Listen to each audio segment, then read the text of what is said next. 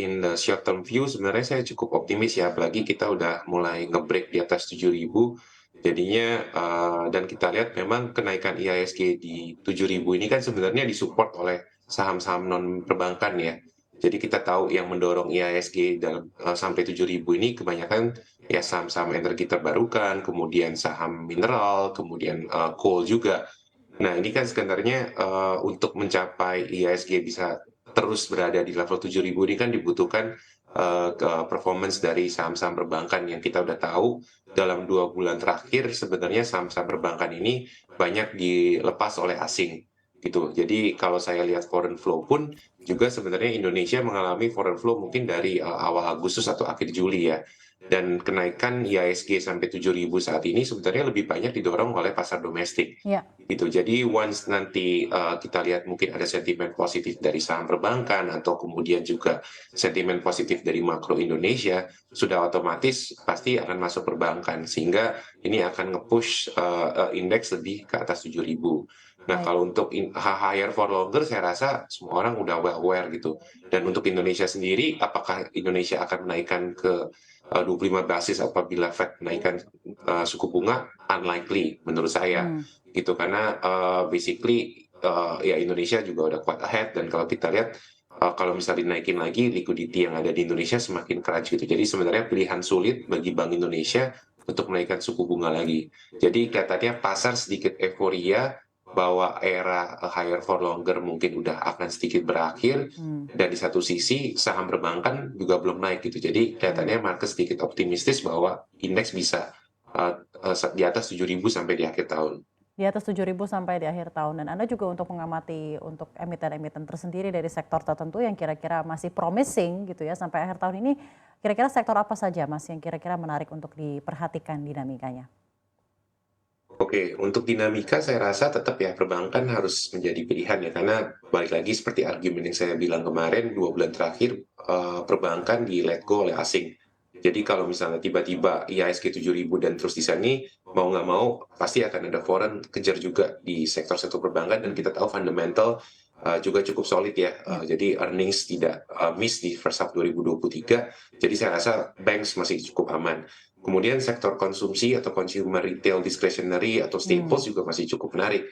Karena kan ekspektasi pemilu, election spending ini kan juga cukup besar ya di kuartal 3, kuartal 4.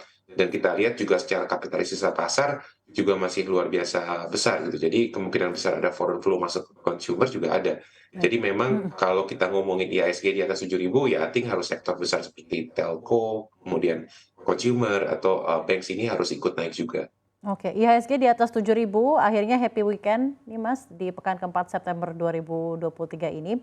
Kalau kita lihat dari movers mungkin secara seksama singkat saja gitu ya, ada BBNI, TLKM, Medco ya, Meta, AMN, walaupun disclaimer juga ini kembali lagi kepada pelaku pasar dalam melihatnya seperti apa pergerakan hari ini. Namun menurut Anda apa yang membuat IHSG hari ini berhasil ditutup menguat, happy weekend, dan juga 2 hari kemarin sepertinya ketika akhirnya tembus 7.000 itu banyak yang mengekspektasikan, eee, banyak yang belum mengekspektasikan malah bahwa IHSG bisa berhasil menguat ke level 7.000 di 2 hari lalu. Seperti apa Mas menurut Anda?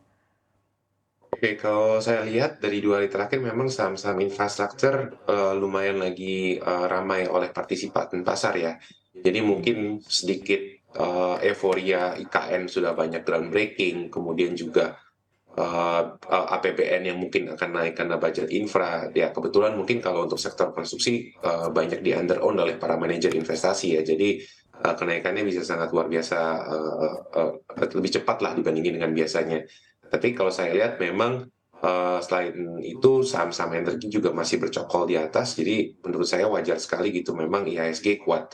Nah ke depannya lagi kayak saya balik lagi, I think banking, kelihatannya akan mendorong, Banking. kinerja IHSG sih, Mhm. Jadi, saya rasa untuk lihat beberapa hari terakhir memang didorong oleh sentimen infrastruktur, kemudian harga energi yang masih tinggi, Ya, dan biasanya kalau harga energi kan juga, sebagai hedge against, inflation yang tinggi ya. ya. Gitu kalau misalnya volatility ya kelihatannya investor masih suka dengan energi, walaupun Energi, in the long run harga energi yang sangat tinggi sebenarnya tidak terlalu baik untuk yes.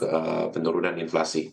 Nah, terakhir mungkin pertanyaan kami adalah, sebenarnya jika kita ketahui Lagarde utamanya adalah memang, dinamika yang ada di global seperti era suku bunga tinggi, era higher for longer dan juga komoditas yang masih tinggi harganya, analisa Anda terhadap, kekuatan fundamental dari IHSG sendiri dibandingkan bursa utama lainnya di dunia, seperti apa Mas dari segi fundamental emiten kita miliki, kekuatan kita secara domestik seperti apa terakhir?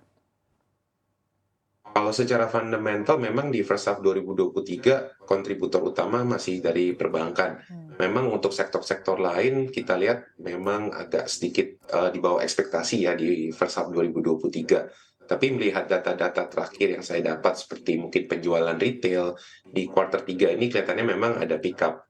Itu kemarin juga ada berita bahwa produksi rokok naik karena mungkin mau pemilu. Jadi sebenarnya ini udah menggambarkan di kuartal 3, kuartal 4 ini akan ada sedikit kenaikan pattern consumption ya, karena mungkin dari government mulai spending lebih di kuartal 3, kuartal 4 karena mau ahead of the election. Jadinya menurut saya secara fundamental bisa-bisa kuartal 3, kuartal 4 secara konsumsi bisa lebih baik gitu. Cuman kita nggak bisa pungkirin bahwa ada kenaikan harga terutama di bahan makanan seperti beras ini tetap menggerogoti inflasi ya. Plus kita lihat harga bensin yang sedang merangkak naik ini juga bisa menjadi penghambat kenaikan konsumsi sebelum election spending gitu. Jadi overall saya lihat fundamental masih cukup bagus karena loan growth masih sehat, kemudian juga NIM dari perbankan juga masih quite healthy, NPL juga masih rendah. Jadi secara fundamental di dalam negeri masih stabil ya. Saya bilang bukan extraordinary bagus tapi cukup stabil sih untuk mendorong oke. IHSG berada di level 7.000.